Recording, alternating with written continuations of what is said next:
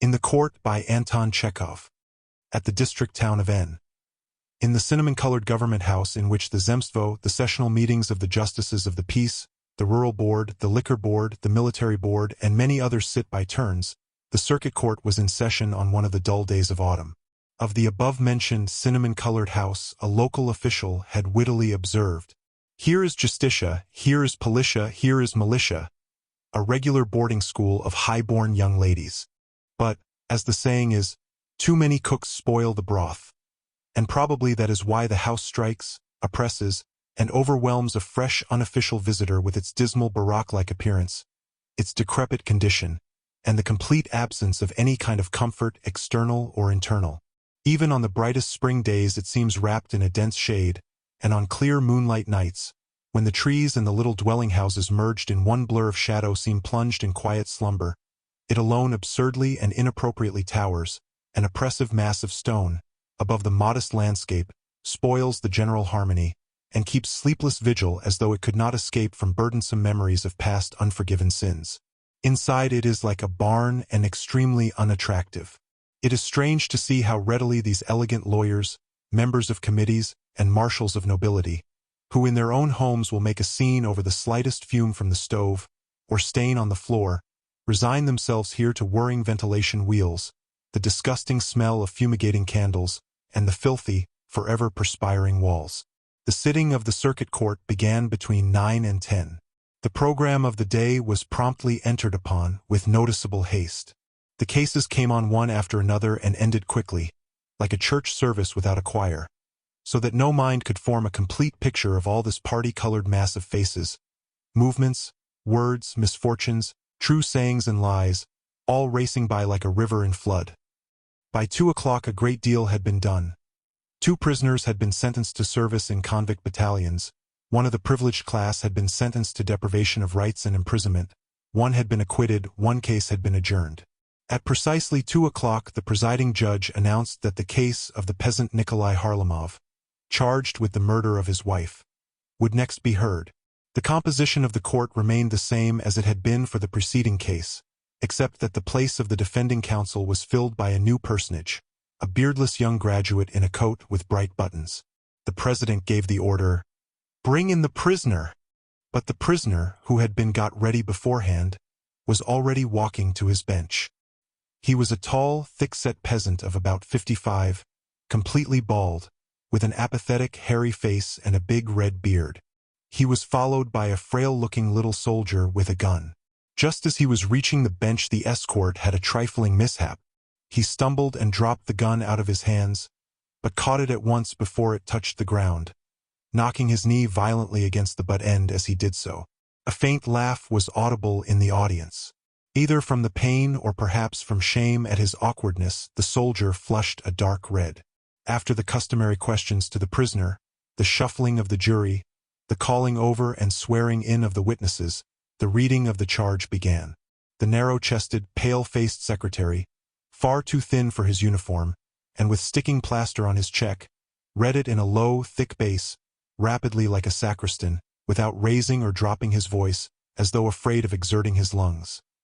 He was seconded by the ventilation wheel whirring indefatigably behind the judge's table, and the result was a sound that gave a drowsy, narcotic character to the stillness of the hall.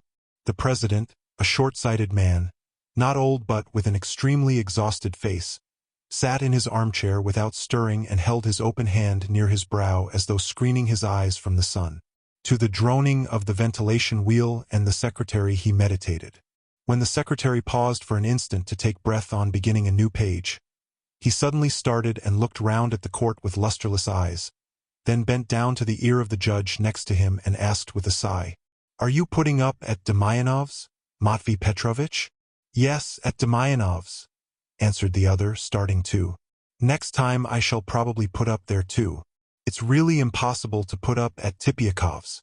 There's noise and uproar all night, knocking, coughing, children crying. It's impossible."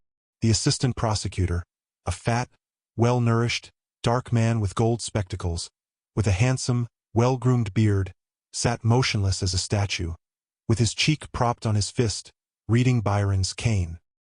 His eyes were full of eager attention and his eyebrows rose higher and higher with wonder. From time to time he dropped back in his chair, gazed without interest straight before him for a minute, and then buried himself in his reading again. The counsel for the defense moved the blunt end of his pencil about the table and mused with his head on one side.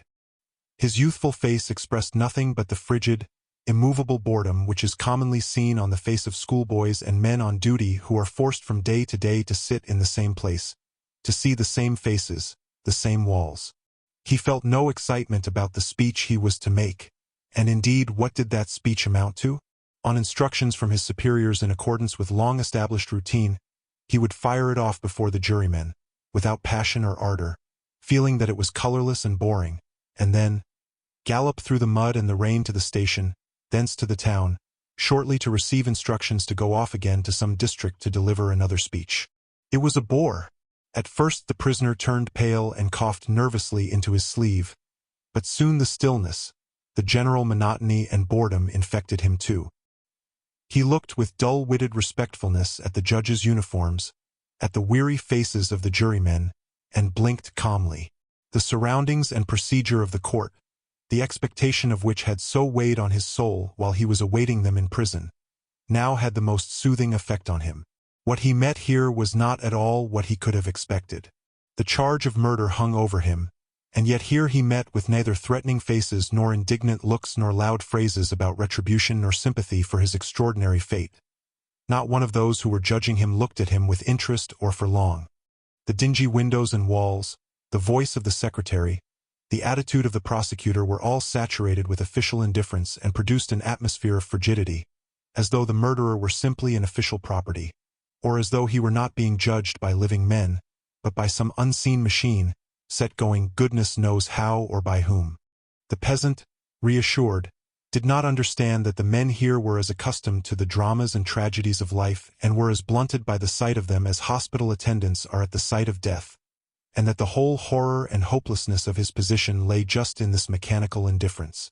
It seemed that if he were not to sit quietly but to get up and begin beseeching, appealing with tears for their mercy, bitterly repenting, that if he were to die of despair, it would all be shattered against blunted nerves and the callousness of custom, like waves against a rock. When the secretary finished, the president for some reason passed his hands over the table before him, looked for some time with his eyes screwed up towards the prisoner, and then asked, speaking languidly, "Prisoner at the bar, do you plead guilty to having murdered your wife on the evening of the 9th of June?" "No, sir," answered the prisoner, getting up and holding his gown over his chest. After this, the court proceeded hurriedly to the examination of witnesses. 2 peasant women and 5 men and the village policeman who had made the inquiry were questioned.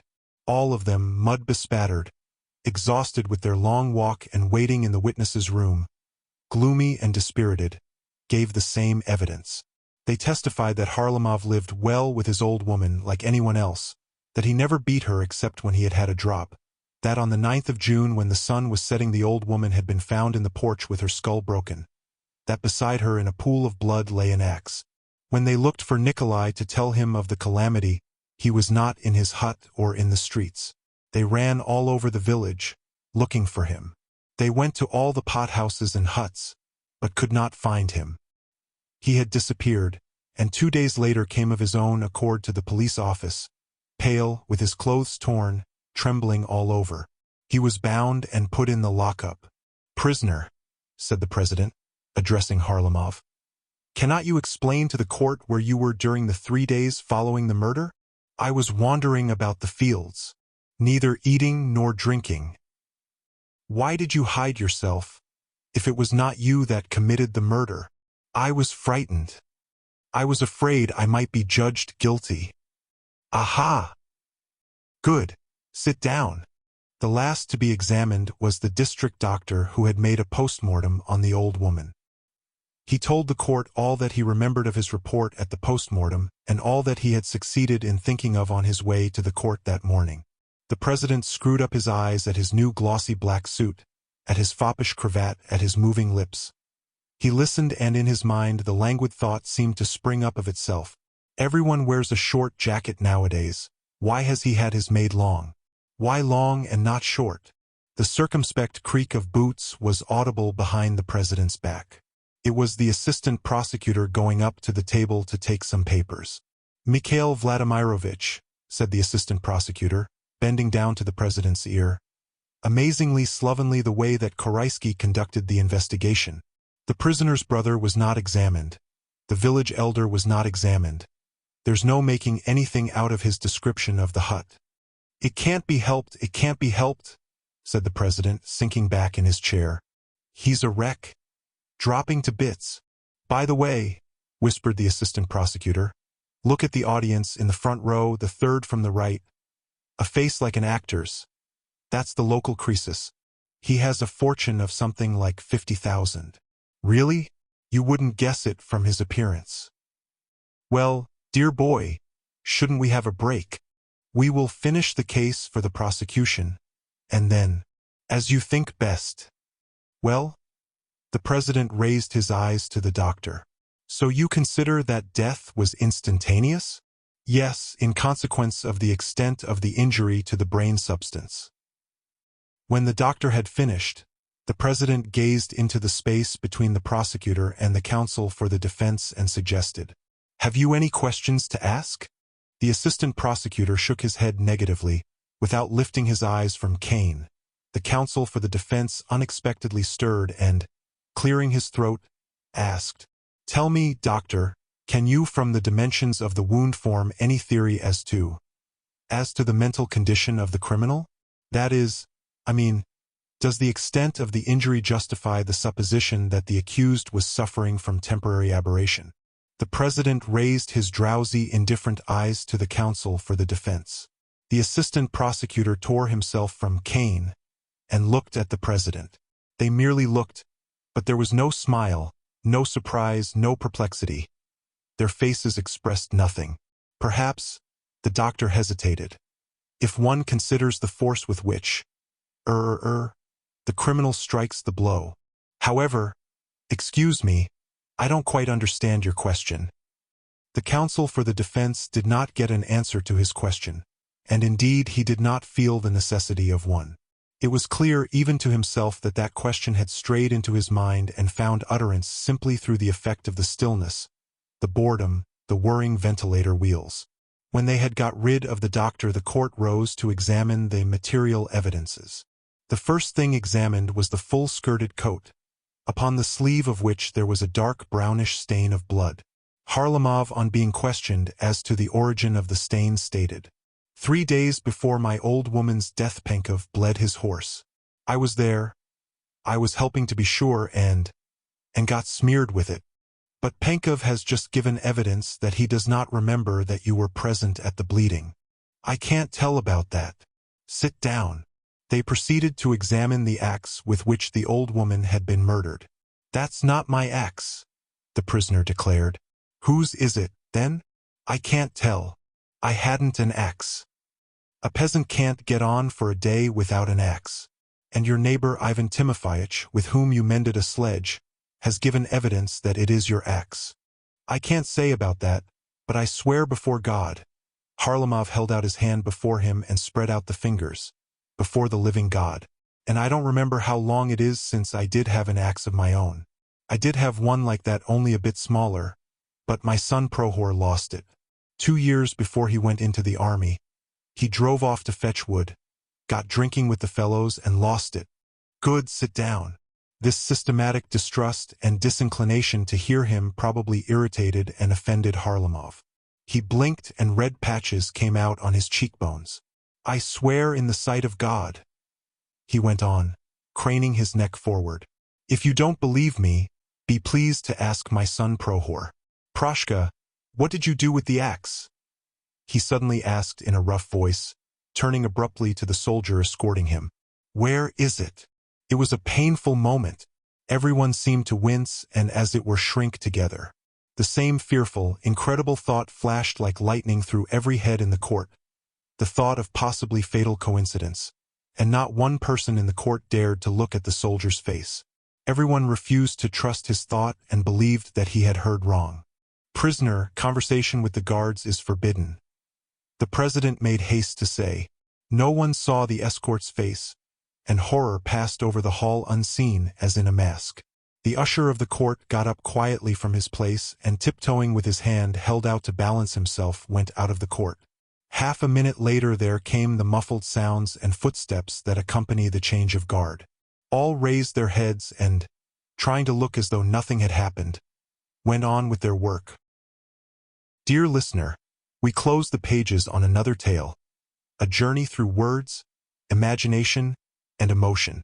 Here at the Falls Audiobook, where stories flow like a river's current, carrying you to distant worlds and uncharted depths, we thank you for joining us. As always, we invite you to linger a little longer. Subscribe to our channel to discover more stories waiting to be heard, each a cascade of voices, ideas, and artistry. And remember, every great story begins with a single word. Perhaps the next one will begin with you. Until our voices meet again, may your days be filled with quiet moments, rich pages, and the soothing sound of a story well told. This is the Falls Audiobook, signing off.